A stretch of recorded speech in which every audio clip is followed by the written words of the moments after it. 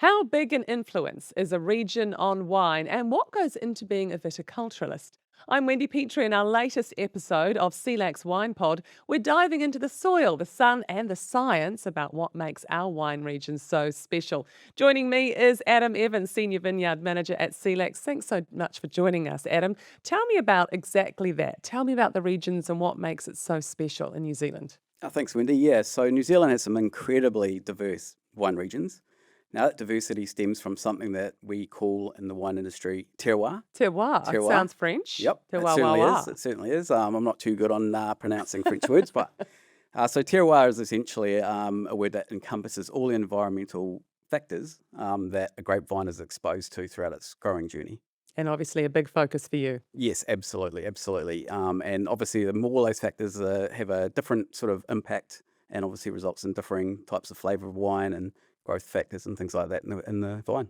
Well, let's talk about the regions. Let's start with where you are from, Hawke's Bay, Chardonnay. It's a winner of a Chardonnay down in Hawke's Bay. What makes the region so good? Hawke's Bay is really well suited to Chardonnay.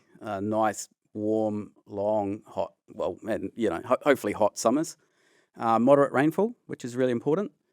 Some amazing free draining fertile soils as well, which enables us to get a bit of minerality and some amazing flavour in our Chardonnay. Lots of focus on the soil. Let's move down to Marlborough. Amazing Sauvignon Blancs, world class. Everybody loves them. What is it about Marlborough that's so good for Sav? So Marlborough is an amazing place for growing Sauv Blanc. So extremely unique, and the distinct wines that come from that area cannot be replicated anywhere else in the world. Nowhere in the world No. are they because of. But yeah, largely because of that terroir. So we've got sort of moderate rainfall, so it's not too wet. Sort of cool, dry summers, and they have some quite cool nights as well, which help retain that acidity and build on those aromatics that Savvy is so renowned for.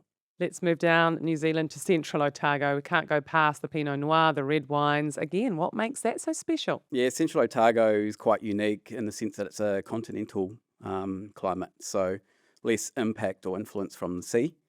So what that means is we get some quite high daytime temperatures and some quite low night temperatures. So that's what we call diurnal variability. That's really critical for Pinot Noir because that prevents them from ripening too quick, allows the flavours and complexity to develop, the colour, but retain that acidity and give us some really good hang time to get some amazing fruit off. Good hang time. Let's talk about the weather. Obviously, such an important part of it is the weather and the focus on that. Is it a bit like having another child with these grapes? Absolutely, yeah. I mean, it's sort of it's quite a journey growing these grapes. So Do you name them? no, no, a few too many to name, unfortunately, and yeah, it's a little bit harder when we throw them in the press and crush them. At the end. But yeah, certainly, from bud burst, we nurture them. We're protecting them from the influences of the environment, pests and disease. We celebrate those milestones.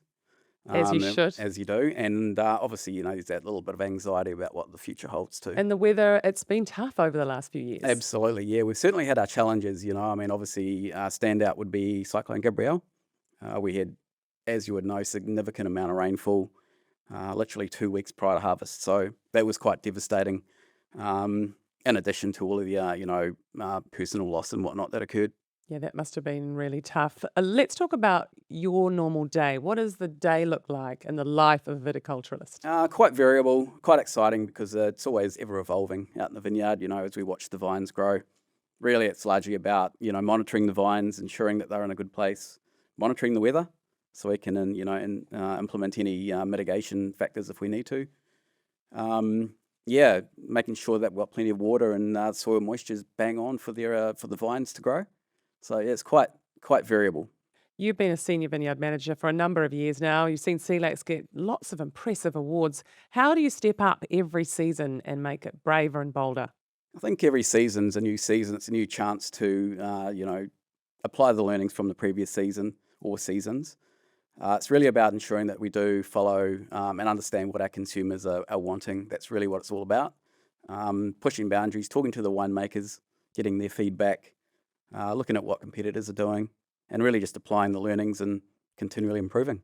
Continual approving. Adam Evans, Senior Vineyard Manager from Selaks. Thanks so much for joining us on the Selaks Wine Pod. I'm Wendy Petrie. See you next time.